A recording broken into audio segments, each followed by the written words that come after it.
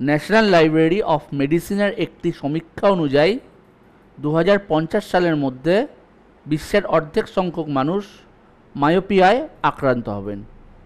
কী কারণে এই রোগের ঝুঁকি বাড়ছে, আসুন আজকে এই নিয়ে একটু আমরা আলোচনা করি।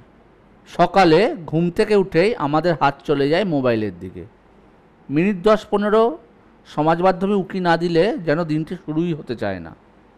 অনেকে আবার শৌচালয়ে গিয়েও শান্তি নেই, সেখানেও সঙ্গী ফোন।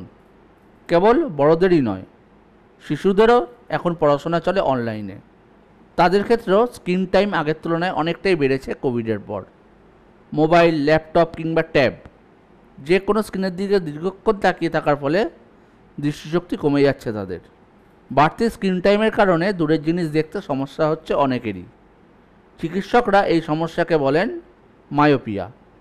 এই সমস্যায় যারা আক্রান্ত হন তারা নির্দিষ্ট দূরত্বে থাকা সব কিছু ঝাপসা দেখেন। 2050 সালের মধ্যে বিশ্বের অর্ধেক সংখ্যক মানুষ মায়োপিয়ায় আক্রান্ত হবেন। মায়োপিয়ায় আক্রান্ত রোগী কাছের জিনিস দেখতে পারলেও দূরের জিনিস দেখতে তাদের সমস্যা হয়। মায়োপিয়া বিভিন্ন কারণে হতে পারে, তবে চিকিৎসকদের মতে মায়োপিয়ার অন্যতম বড় কারণ হলো সূর্যের আলোয় কম সময় কাটানো। চিকিৎসকদের মতে চোখের স্বাস্থ্যের জন্য প্রাকৃতিক আলো ভীষণ জরুরি।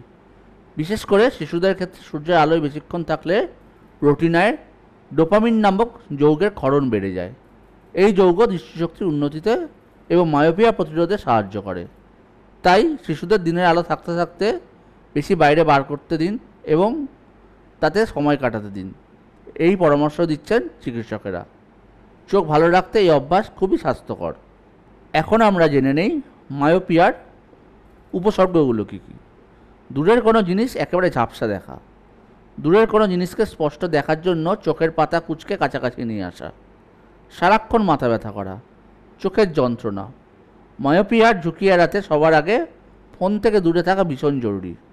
সকালে উঠে ফোনের পেছনে সময় নষ্ট না করে বাইরে বেরিয়ে হালকা শরীরচর্চা বা হাঁটাহাঁটি করতে পারেন। শিশুরা স্কুল থেকে ফিরলে অবশ্যই সন্ধে হওয়ার আগে তাদের মাঠে খেলতে পাঠান। ঘরে বসে ভিডিও গেম নয়। ছুটির দিনে বেশি প্রাকৃতিক মেলামেশা দরকার এবং আলোয় সংস্পর্শে থাকা দরকার এবং মাঠে খেলা দরকার।